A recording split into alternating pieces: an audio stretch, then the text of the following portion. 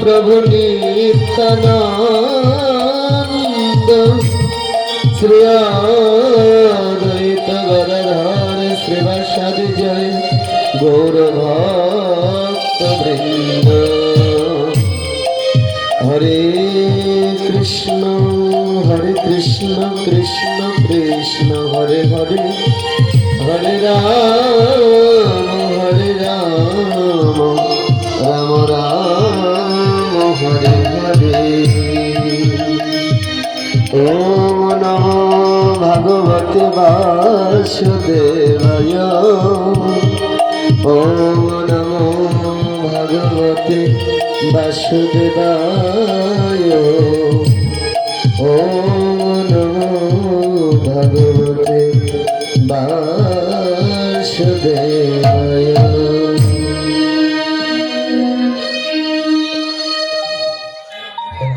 आलोचना शुरूते दंडवत प्रणति जानाई। जार कृपा ना होले साधुर बाजारे आसले जे एत आनंद हय एत प्रेम हय आस्वादन करार सौभाग्य हतो ना। के कृपा करलेन साधुर बाजारे आसार जन्य कृपा करलेन परम आराध्यतम श्री गुरुदेव। कृपा करलेन ওই টোনটা দিয়েন না। कृपा करलेन केन ना कृपा करे जन्म जन्मान्तरेर अपराध पापराशि हरण करे निये साधुर बाजारे आसार सुयोग करे दिलेन। आपनादेरो दिएছে आमाकेও दिएছে। चक्षुदानও दिल जे जन्मे जन्मे प्रभु সেই ইগোটা কমে যাবে। যিনি परमाराध्यतम श्री गुरुदेव की करें ना आपनार आमार शुधु एक जन्मेर नय दीक्षाकाले जन्म जन्मान्तरेर पापराशिगुलो हरण करे नेय। जेटा आमादेर एई जड़ जगते एमन बान्धव हय ना जे आमार एकटा दिनेर एकटा मिनिटेर पापेर भाग नेबे किन्तु नेय के एमन दयार बान्धवके परम आराध्यतम श्री गुरुदेव तिनी कृपा करे जन्म जन्मान्तरेर पापराशिगुलो हरण करे। যেদিন দীক্ষা নিয়েছিলাম গুরুদেব বলেছিল তুই এত চঞ্চল কেন, ছোটবেলায় খুব চঞ্চল ছিলাম। তো বলছে ভালো মনে নেই তবুও মনে আছে একটু একটু যে তোর যত জন্ম জন্মান্তরের অপরাধ পাপ সব কিন্তু আমি আমার করে নিয়েছি। আজ থেকে কিন্তু আর অধর্মের পথে পা বাড়াস না, একটু হরিভজন করিস। আপনাদেরও কৃপা করেছি তিল তুলসী পাতা হাতে নিয়ে শুধু এক জন্মের নয় জন্ম জন্মান্তরের পাপ রাশিগুলো হরণ করে নিয়ে এহেন ভক্তি পথে আসার সুযোগ করে দিলেন। দেবেন না ওগুলো আসার সুযোগ করে কেন দিলেন? যে একটাই কারণে যে না গুরুদেবের কৃপা না হলে बोलें कृष्ण कृपा जगतमय किन्तु महत् कृपा गुरु कृपा कोनो कोनो भाग्यवान जीवेरा हय।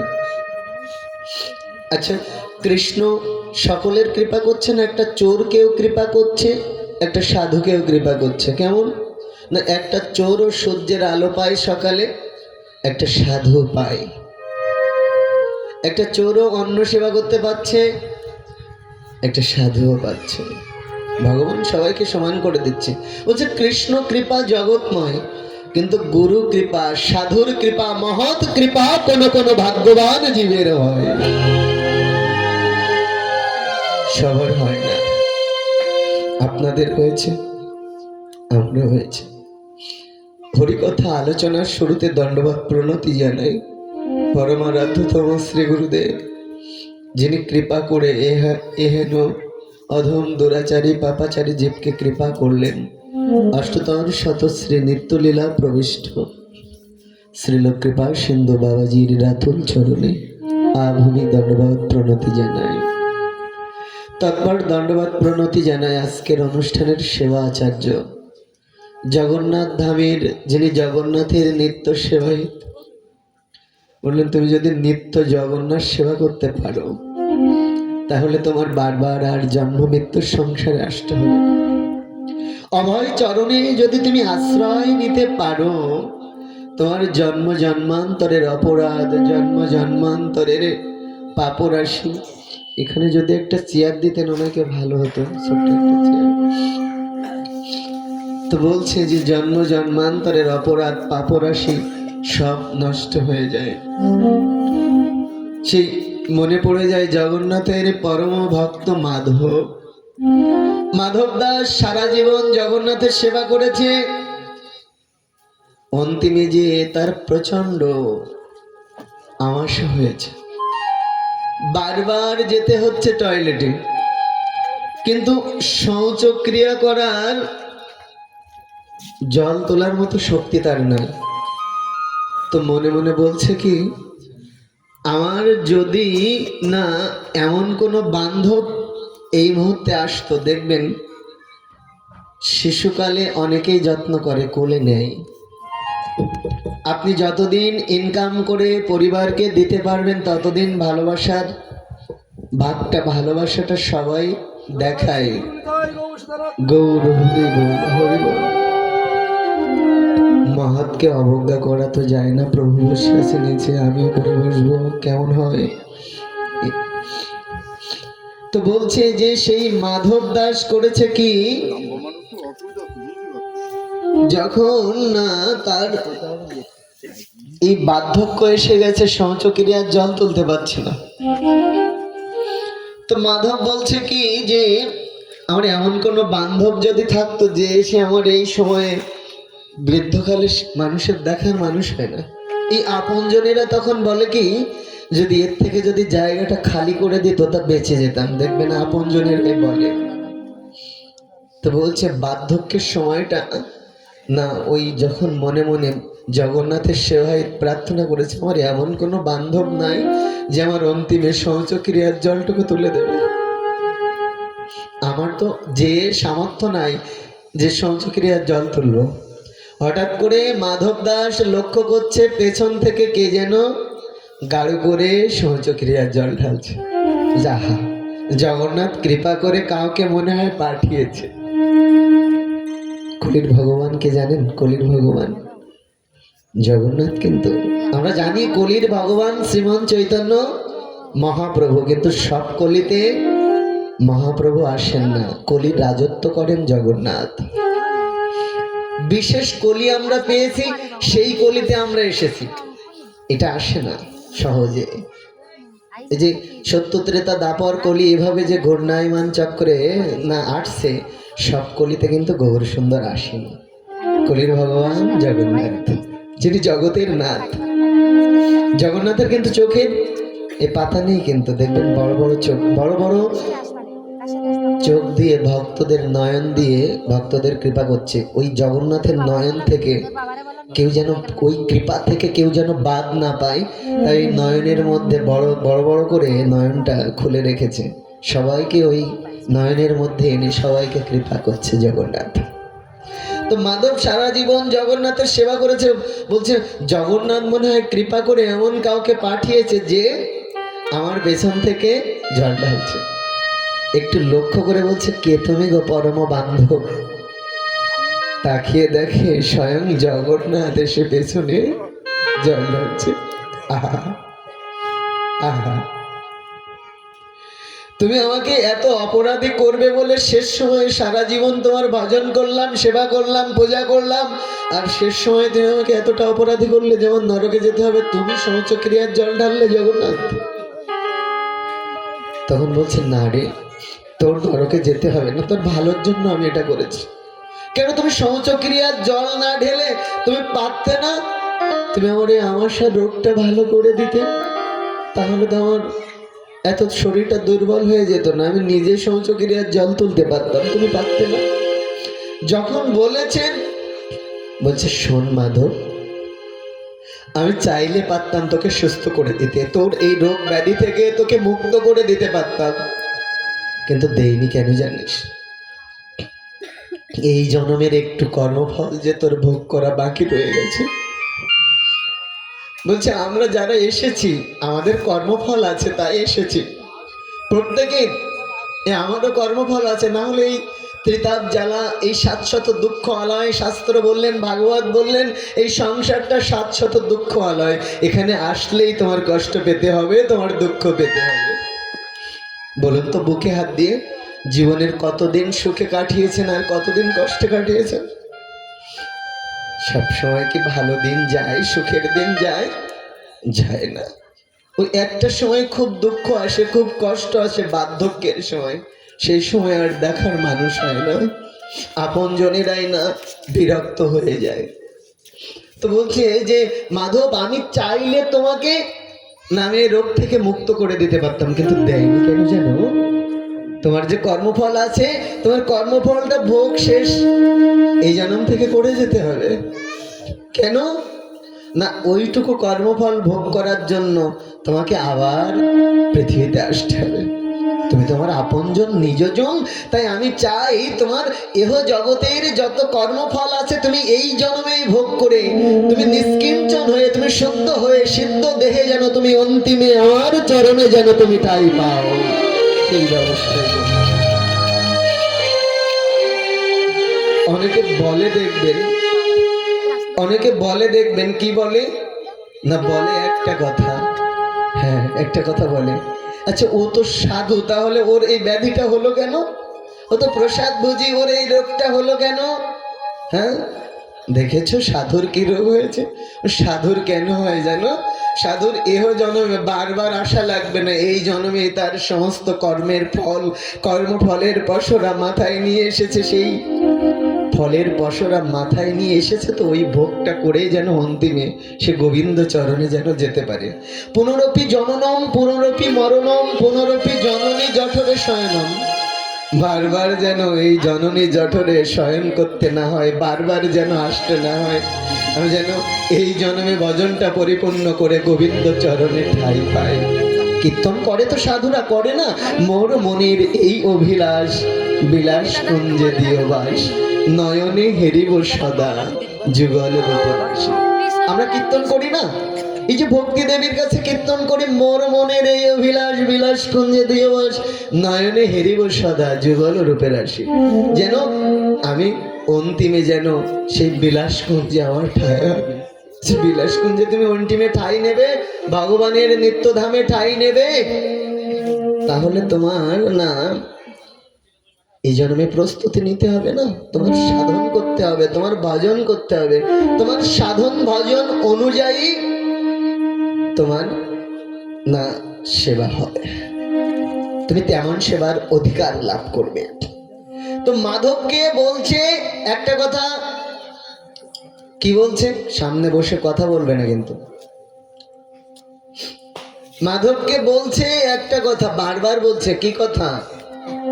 যে মাধব জানো, তোমাকে আমি দয়া করে, করুণা করে এই জন্মে তোমার এই কর্মফল ভোগ শেষ করে অন্তিমে যেন তুমি গোবিন্দ চরণে যেতে পারো, আমি সেই কৃপা করে দিলাম।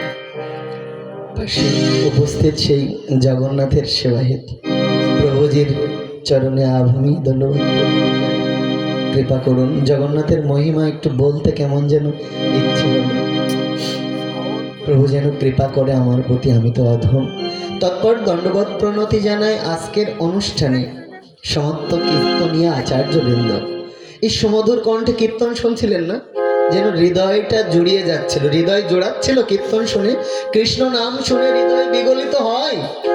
যদি কৃষ্ণ নাম শুনে, সে যেমন করে কৃষ্ণ নাম করবে কেন, তোমার যদি কৃষ্ণ নামে ভক্তি না হয়, উৎকণ্ঠা না হয়, আকুলতা না হয়, তাহলে কিন্তু কৃপা হবে না। অত জোরে দিন না, দেবেন না, শুধু ওইটাই, ওই টোনটাই দিয়ে রাখেন, জোরগুলো কখনো দেবেন না।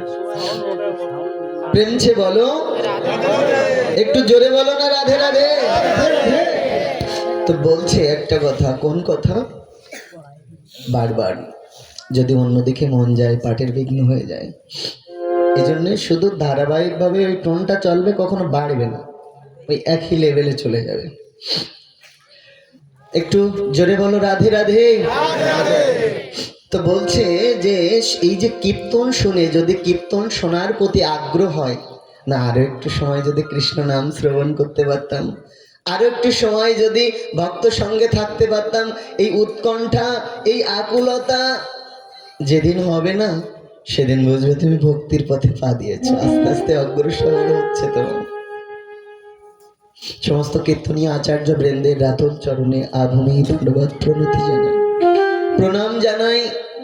সমস্ত পিতৃদেবতার রাতুল চরণে প্রণাম জানাই। জগৎ মাতার অংশ উদ্ভূতা অনুষ্ঠানে আগত দেখবেন মায়েদের সংখ্যা কিন্তু বেশি।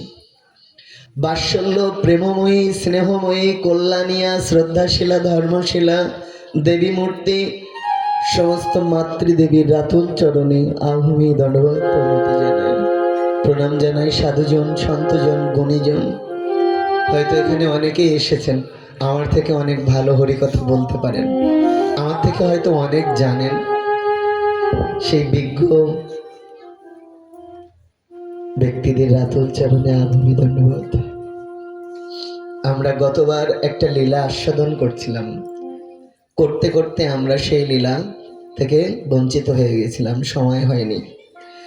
ভাগবত বলছে, যত্র বৈকুণ্ঠ সুধা কথা পগা ন সদব ভাগবত তম সুধা আশ্রয়। শাস্ত্র বলছে, যেখানে কৃষ্ণ কথা হয় না, যেখানে হরি কথা হয় না, অমৃতময় হরিকথার সুললিত সুরধারা প্রভাবিত হয় না, ভগবান বলছে স্বর্গের থেকে উচ্চতর স্থান হলে আমি ভগবান তা প্রার্থনা করি না। ভগবান কোথায় থাকেন? থাকেন কোথায়? বললেন, যেখানে সাধুগুরু বৈষ্ণব একত্রিত হয় যে গৃহে, যেখানে সাধুগুরু বৈষ্ণবের বদন দিয়ে অমৃতময় হরিকথার সুললিত সুরধারা প্রভাবিত হয়, আমি সেই হরি নামের সুরের মূর্ছনায় আমি আস্তে আস্তে সেই গৃহ অঙ্গনে আমি পদার্পণ করি। কেন? বললেন, আমার বড় লোভ হয় আমার ভক্তের শ্রীবদনে আমার গুণের কথা আস্বাদন করার জন্য, কীর্তন আস্বাদন করার জন্য আমার বড় লোভ হয়, তাই আমি আর থাকতে পারি না। কোথায় যায়? আজ যেমন এখানে গৃহকর্তা আয়োজন করেছে, ভক্তদের নিমন্ত্রণ করেছে, আমার মতো অধমকে ডেকেছে, বলছে এই যে ভক্তরা এসেছে, সাধুর বাজার বসেছে, বলেন ভগবান এখানে এসেছে। কখন এসেছে জানো? বলছে গৃহকর্তা যেদিন এই সংকল্প করেছিল, অনেকে বলতে পারে লাইট মাইকের দায়িত্বে যারা ছিল তারা এসেছে, অনেকে বলতে পারে যে যারা না এই স্টেজটা সাজিয়েছে তারা আগে এসেছে, অনেকে বলতে পারে শুধু ওই টোনটা দিয়ে যান, বাড়াবেন না, একই ধারায় দিয়ে যান, আর একটু বাড়িয়ে দেন, দিয়ে এক লেভেলে দিয়ে দেন। তো বলছে যে সবার আগে কে এসেছে না, সবার আগে অনাদিরাদি গোবিন্দ এসেছে। বিশ্বাস হয়? কোন দিন থেকে প্রতিজ্ঞা করেছিল জানো? এই গৃহকর্তা যেদিন সংকল্প করেছিল যে আমি অমুক দিনে, এই লিফলেটের নাম দিয়েছিল ভক্তদের সেবা হবে, গুরুদেবের সেবা হবে, সাধুগুরু বৈষ্ণবের সেবা হবে, হরিকথা হবে। বলেন যেদিন থেকে সংকল্প করেছে অনাদিরাধি গোবিন্দ, সেদিন থেকে প্রতিজ্ঞা করেছে ভক্তের আঙিনায় হরিকথা শ্রবণ করার জন্য সবার আগে গিয়ে আমি উপস্থিত হব। এটা ভগবান চায় কিন্তু, যে সবার আগে যেন আমি উপস্থিত হতে পারি। আর কি এসেছে না, পবনপুত্র হনুমান একদিন ভগবান রামকে বলছে যে প্রভু, আমি যদি তোমার নিত্য লীলায় যদি আমি যাই, সেখানে কি এমন করে ভক্ত সঙ্গে মাঝে মাঝে হরিকথা, নিত্য হরিকথা আমি আস্বাদন করতে পারবো ভক্তের শ্রীবদনে? তো বলছে না, জগতে যেমন ভাবে হয় এই এমন ভাবে হয়তো ওইভাবে সুযোগ হবে না। কেন না, ব্রহ্মা আদি দেবযাকো করজোড় করে সহস্র বদনে ফণি শিরে ছত্র ধরে। ব্রহ্মা আদি দেবতাও প্রার্থনা করছে যে একটু মনুষ্যকুলে জন্ম না দিলে তো ভজন করা যায় না, গোবিন্দ ভজন করা যায় না। কেন? ভগবানকে বলছে তুমি আমাকে একটা আসন দিয়েছো, সৃষ্টিকর্তার আসন, এই আসনে একবার বসলে অহংকার হয়। অহংকার হয়েছিল না ব্রহ্মাজির? ওই যে ভগবানকে পরীক্ষা করতে গিয়েছিল, ভগবানের দেওয়া আসনে বসে ভগবানকে পরীক্ষা করতে গিয়েছিল। নামাচার্য হরিদাস হয়ে আসলো কে? সৃষ্টিকর্তা ব্রহ্মা। যখন ভগবানের নবলক্ষ ধেনু হরণ করেছে, ওই নবলক্ষ ধেনু হরণ করার অপরাধে বলরাম ক্ষমা করেনি, যাও তোমার ক্ষমা হবে না। যে ভগবান তোমাকে এই আসনটা দিয়েছে সেই ভগবানকে তুমি পরীক্ষা করতে গিয়েছিলে, যাও তুমি জবন কুলে যাও। জাত কুল নিরার্থক বুঝাইতে হরিদাস জন্মিলেন জবন কুলে। তুমি কোন কুলে এসেছো এটা বিষয় নয়, তুমি যে কুলে আসো না কেন মনুষ্য কুলে এসেছো তো, আর প্রকৃত মানুষ হতে পেরেছো, মানুষের কাজ কতটা করতে পেরেছো, তুমি প্রকৃত মানুষের কাজ কতটা করতে পেরেছো, এটাই মূল বিবেচ্য বিষয়। তাই বলছে যে হরিদাস একটা আশীর্বাদ চেয়ে নিয়েছিলেন ওই দিন।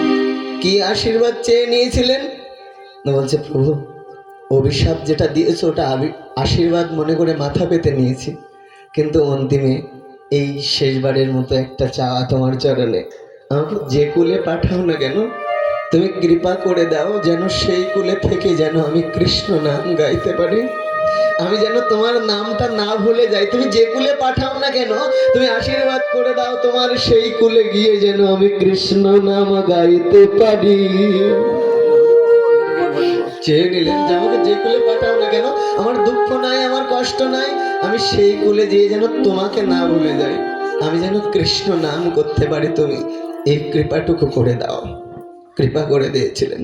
আজ পিতৃমাতৃ দেবতার না মঙ্গল কামনায় কেন এই অনুষ্ঠান করলেন? বললেন সাধুগুরু বৈষ্ণবের সেবার মধ্য দিয়ে, ভগবানের সেবার মধ্য দিয়ে। আচ্ছা বৈষ্ণবরা এসেছে, যদি বলে এখানে যে একটু রান্না করে দিয়েছি খেয়ে যাও, খাবে কি?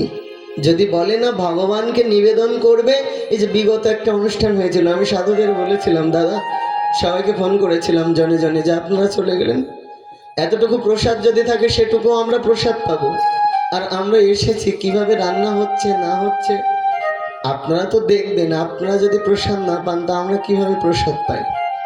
আমাদের ওদিকে গেলে তো এগুলো আমরা করি, দূর থেকে মহাত্মারা এসেছে, তাদের একটু কিছু করার দরকার নেই, শুধু ডাল দিয়েই সেবা দেয়, কিন্তু একটু দেখতে হবে যে তাদের এই ভোজন করতে গিয়ে যেন ভোজনটা নষ্ট না হয়। হ্যাঁ, এই অনেক ছোটবেলা থেকে যেগুলো পরিত্যাগ করেছি, সেই আচার, সেই শুদ্ধ ভক্তির পথে যেভাবে চলার চেষ্টা করছি, ওর থেকে যেন পিছিয়ে না পড়ি। অপরাধ কিন্তু তাদের হবে না, যারা ব্যবস্থা করলো তাদের হবে। ফোন করে বলছিলাম যে আপনারা চলে গেলেন, তো বলছে যে এই পিতৃমাতৃ দেবতার মানে মঙ্গলের কামনায় যদি সাধুগুরু বৈষ্ণবের সেবা দেওয়া যায়, এর থেকে পরম মঙ্গল হতে পারে না। আমার সন্তানগণ এমনই, বললেন প্রতিটা সন্তান পিতা মাতার এই ঋণ কেউ শোধ করতে পারে না কখনো। পিতা মাতার কাছে অনন্ত, ওই বললেন যে একবার পিতা মাতার যে ঋণ আমরা ঋণগ্রস্ত হয়েছি, ওই ঋণ না আমরা আর শোধ করতে পারবো না। কীর্তন করে না মানুষ যে মায়ের এক ফোঁটা দুধের ঋণ আমরা কখনো শোধ করতে পারবো না। তাই বলছে তাহলে শোধটা হবে কি করে? না আমার পিতামাতা ঊর্ধ্বগতি হয়নি, ভগবানের চরণে যেতে পারেনি, তো পিতামাতার উদ্দেশ্যে আমি যখন না ভগবানের সেবা দেব, সাধুর সেবা দেব, সেই ভগবানের নিবেদিত প্রসাদ যখন দান করব, তখন কি হবে না পিতামাতার মঙ্গল হবে, কল্যাণ হবে পিতামাতার। তো বলছে পিতামাতার কল্যাণ হবে কিভাবে হবে? সাধুরা তো আসে, এসে শুধু খেয়ে যায়, কিন্তু তাতে তো মঙ্গল হয় না, তাতে তো কল্যাণ হয় না। খেয়ে যায়, টাকা নিয়ে যায়, আরো যাওয়ার সময় দুই একজন আছে কত সমালোচনা করে যায়। বলছে কিভাবে হয় জানো?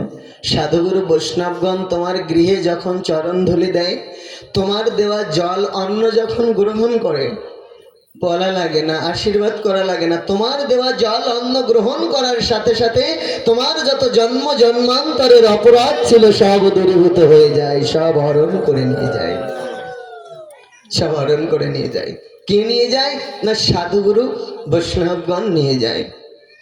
বলছে পিতৃমাতৃ ঋণ প্রতিটা সন্তানের জন্য একটা বড় বিষয়।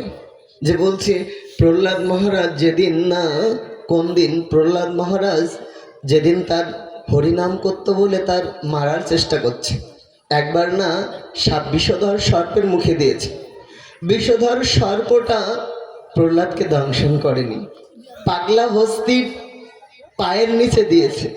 পাগলা হস্তিটা না পা দিয়ে তাকে পিষ্ট করেনি। প্রহ্লাদের হরিনাম, প্রহ্লাদের অঙ্গ স্পর্শ মাত্রই পাগলা হস্তিটার মধ্যে কৃষ্ণ প্রেম সঞ্চার হয়েছে। পাগলা হস্তিটাও প্রহ্লাদের সাথে নানু সুর দিয়ে প্রহ্লাদকে পেঁচিয়ে কাঁধে তুলে পরম প্রেমানন্দের নৃত্য শুরু করে দিয়েছিল। যখন প্রহ্লাদকে বিষের বাটি দিয়েছে, প্রহ্লাদ বলছে তোমাকে নিবেদন না করে তো কখনো আমি কোনোদিন কিছু পাইনি, আজ তো আমার সম্মুখে বিষের বাটি, আমি এই বিষটা কি করে আমি খাবো আর তোমাকে দেব? ভগবানকে না দিয়ে খেলে কি বলে? শাস্ত্রে বললেন চোর বলে। আচ্ছা তাহলে সবাই চোর? শাস্ত্রে বলেছে, কিন্তু সবার তো সেই অনুকূল ফ্যামিলি হয়নি এখনো। ওটা হবে, তবে যদি মনে ইচ্ছা থাকে না আমি আজ হোক আর কাল হোক প্রসাদ ভোজী হব, তাহলে একদিন হয়ে যাবে, একদিন ওটা হয়ে যাবে। মনে সংকল্প থাকতে হবে। হ্যাঁ, তবে না ভক্ত সেবা দেওয়ার জন্য আমি পাচ্ছি না, আমার গৃহে অন্ন সেবা হয় না। এ বাবা প্রতিদিন অন্ন সেবা দিচ্ছে। আমার গাছে কলা হয়েছে, সুন্দর কাঁচকলা, একছড়া কলা বাবার কাছে দিয়ে আসবো, তুমি একটু জগন্নাথের সেবা দিও, আমি তো দিতে পারছি না। এভাবেও কিন্তু সেবা হয়ে যায়, এভাবে সেবা হয়ে যায়। তো বলছে যে ওই প্রহ্লাদ সেদিন বলছে কি, যখন তাকে না ওই বিষের বাটি সামনে দিয়েছে, 3 দিন পিপাসায় বুকটা ফেটে চৌচির হয়ে যাচ্ছে, বিষের বাটিটা হাতে নিয়েছে, নিয়ে বলছে কি যে আমি আজ তোমাকে বিষে নিবেদন করব, তারপর আমি পাবো, আমি তো আর পাচ্ছি না। শ্রী হরিরে নিবেদনে বিষ অমৃত হইল, সুখেতে প্রহ্লাদ তাহা সেবন করিল। বলছে না, প্রহ্লাদের তো আরো শক্তি বেড়ে গেছে, আরো হরিনাম করছে। এবার ওকে একেবারে গলায় পাথর বেঁধে সমুদ্রে নিক্ষেপ কর। প্রহ্লাদ বলছে কি, আমি একটিবার আমার মার কাছে যেতে দেবে? আমার শেষ অনুরোধ। কি অনুরোধ? না আমি একটিবারের জন্য, আমি শেষবারের জন্য আমার মার কাছে, ফাঁসির আসামির তো শেষ ইচ্ছা থাকে, আমার শেষ ইচ্ছা আমি শেষবারের মতো একটিবার আমার মায়ের কাছ থেকে মায়ের চরণে আমি প্রণাম করে আসবো। মায়ের কাছে গিয়েছে, গিয়ে কি বলছে কথাটা শুনুন। মায়ের কাছে গিয়ে বলছে, মা আমি তোমার সৎ পুত্র হতে পারিনি। কেন? মা জগতের সৎ পুত্র তারা যারা অন্তিমে পিতামাতার সেবা করতে পারে, জগতে তারা সৎ পুত্র। কেন না, পিতা, আমি যখন ছোট ছিলাম পিতামাতা তখন মাথার ঘাম পায়ে ফেলে কত রাত মাকে ঘুমাতে দেয়নি, কান্না করেছি, কত যন্ত্রণা দিয়েছি মাকে, তবুও মা বিরক্ত হয়নি। তো বলছে আমি যখন ছোট ছিলাম আমার পিতামাতা মাথার ঘাম পায়ে ফেলে আমাকে মানুষ করেছে, বড় করেছে। আর সন্তানের দায়িত্ব তখন যখন পিতামাতার বার্ধক্য আসবে, তখন ওই বার্ধক্যর সময়ে ওই সন্তান যদি ওই পিতামাতার ছোটবেলায় তাকে যেমন করে স্নান করিয়ে দিয়েছিল, একা স্নান করতে পারতো না, একা একা তিলক করতে পারতো না, তাই মা বাচ্চাকে তিলক করিয়ে দিয়েছিল, একা একা খেতে পারতো না, তাই মা পিতামাতা সন্তানকে খাইয়ে দিয়েছিল, মুখে অন্ন তুলে দিয়েছিল। বলছে পিতামাতা যেদিন বৃদ্ধ হয়ে যাবে ওই সন্তান তখন পিতামাতার ভূমিকায় আসবে। আর ওই পিতামাতা তখন বৃদ্ধ মানুষ, শাস্ত্রে বললেন শিশুর সমতুল্য। ও বৃদ্ধ মানুষ অনেক হত্যা আপনি বলবেন তবুও সেই বুঝবে না, সেই কাজটাই বারবার করবে। কেন? বললেন বৃদ্ধ মানুষ শিশুর সমতুল্য। তাই বলছে জগতের সৎ সন্তান তারাই যারা অন্তিমে পিতামাতার সেবা করতে পারে। ভগবানের সেবা তো করব, কিন্তু যে ভগবান আমাকে এই পৃথিবীতে আনলো, যিনি আমাকে এই ভজন পথের এই পথে অগ্রসর করিয়ে দিল, তার সেবাও তো করতে হবে। হ্যাঁ, করতে হবে না? দেবর্ষিপাদ নারদ বিগত জন্মে দাসী পুত্র ছিল, চাতুর্মাস্য ব্রতে না ভক্তদের বদনে হরিকথা শ্রবণ করে তার পরের জন্মে সে দেবর্ষিপাদ নারদ হল। তা বলছে ওই 4 মাস হরিকথা শ্রবণ করার পরে বলছে প্রভু আপনাদের সাথে আমার নিয়ে চলুন। বলছে না, তুমি এখন যেতে পারবে না। কেন? তোমার মা এখনো আছে বেঁচে, আমি সময় হলে তোমাকে ডেকে নেব। মা যতদিন বেঁচে ছিলেন মার সেবা করেছিলেন, গৃহে থেকে ভজন করেছিলেন, সাধুদের সাথে যায়নি, বনে গমন করে। যখন মা চলে গিয়েছিল তখন সাধুরাই ডেকে নিয়েছিল, এবার তুমি যেতে পারো আমার সাথে, আমাদের সাথে যেতে পারো। প্রহ্লাদ সেই কথাটা মনে করিয়ে দিচ্ছে যে মা, সৎ সন্তান তারাই যারা পিতামাতার সেবা করতে পারে অন্তিমে। কিন্তু বাবা এবার আমার যেখানে নিয়ে যাচ্ছে আমি জানি আমি সেখানে গেলে আর তোমার কোলে ফিরে আসতে পারবো না। হ্যাঁ, তোমার কোলে মাথা রেখে আর ঘুমাতে পারবো না, তুমি আমাকে আর আদর করে দিতে পারবে না। তবে তোমার কাছে একটা অনুরোধ, তুমি আমার একটা প্রার্থনা, শেষ অনুরোধ, তুমি আমাকে একটু আশীর্বাদ করে দাও। কি আশীর্বাদ? আচ্ছা, এমন সময় সন্তান আর সাথে আর দেখা হবে না জীবনে, সে মায়ের মুখের ভাষা থাকতে পারে না, কি বলে আশীর্বাদ করবে এই কথা সেই মায়ের জিহ্বায় উচ্চারণ হয়? বাগদেবী কি সেই মায়ের জিহ্বা দিয়ে সেই কথাটা এনে দেয়? এনে দেয় না। বলছে বাবা তোকে কি বলে আশীর্বাদ করব সেই ভাষাটা আমি ভুলে গেছি, বল কি বলে তোকে আশীর্বাদ করব। বলছে মা, আমাকে তোমার যদি আশীর্বাদ করতে হয় তুমি সেই আশীর্বাদ করো, তোমার মতো কৃষ্ণ ভক্ত মায়ের গর্ভে এসেছিলাম বলে আমার অপরাধটা একটাই, আমি কৃষ্ণ নাম করি, আমি হরি নাম করি, আমার অপরাধ একটা, এটাই যে কৃষ্ণ নাম আমি কেন করি না। যখন না মাতা কয়াদুকে দেবরাজ ইন্দ্র মারবে বলে নিয়ে যাচ্ছিল, দেবশ্রীপাদ বাধা দিয়েছিল, তোমরা না দেবতা নারী হত্যা করে নারী হত্যার কালিমা দেহে লেপন করবে, রেখে যাও, ওর গর্ভে অসুর আসবে না, ওর ভক্তের গর্ভে বিষ্ণু ভক্ত সন্তান আসবে। তাই বলছিল যে আমি তো নিরাপদ না যতদিন না আমার স্বামী দেবতা তপস্যা কার্য থেকে ফিরে না আসবে, আপনার আশ্রমে নিয়ে চলুন না, সেবার বাসন কোসন মেজে দেব। ওই যে দেবশ্রীপাদ নারদ কৃষ্ণ কথা বলতো, ওই থেকে কৃষ্ণ কথা শ্রবণ করেছে প্রহ্লাদ মাতৃ গর্ভে থেকে। বলছে যে কথা আমি মায়ের গর্ভে থেকে আমি শ্রবণ করে এসেছি, যে নাম সে নাম তো আমি ভুলতে পারি না। আর অপরাধ তো এটাই, সে নাম তো আমি ভুলতে পারি না। তাই বলছে প্রহ্লাদ বলছে যে মা, তোমার মতো কৃষ্ণ ভক্ত মায়ের গর্ভে এসেছিলাম তাই এতটা কৃষ্ণ ভক্তি আমার হয়েছে, না হলে আমার কৃষ্ণ ভক্তি হতো না। যাকে ভালোবাসা, এই জগতের প্রকৃত ভালোবাসা, এই জড় জগতের ভালোবাসা তো ভালোবাসা নয়, এটা ভাঙা বাসা। আজ হোক আর কাল হোক ভেঙে যাবে। দেখবেন স্বামী স্ত্রীকে ধরে রাখার চেষ্টা করছে, স্ত্রী স্বামীকে ধরে রাখার চেষ্টা করছে, সন্তানকে ধরে রাখার চেষ্টা করছে, সন্তান পিতা মাতাকে ধরে রাখার চেষ্টা করছে, কিন্তু কেউ কাউকে ধরে রাখতে পারছে না। সময় হলে চলে যেতে হবে।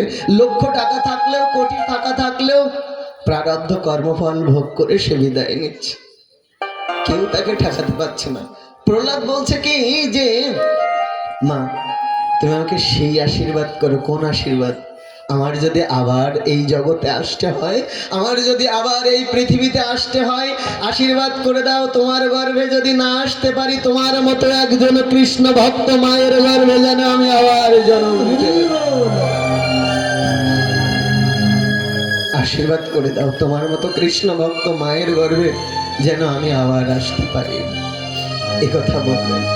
তো গৃহকর্তার জন্ম জন্মান্তরের স্বীকৃতি আছে, তাই পিতামাতার কল্যাণের উদ্দেশ্যে না সাধু সেবার আয়োজন করেছে, ভক্ত সেবার আয়োজন করেছে। ভক্তের শ্রীবদনে একটি ভজন আস্বাদনের মধ্য দিয়ে আমরা পরে ভাগবত আস্বাদন করবো। আমাদের দীপা দিদির বদন থেকে একটি ভজন।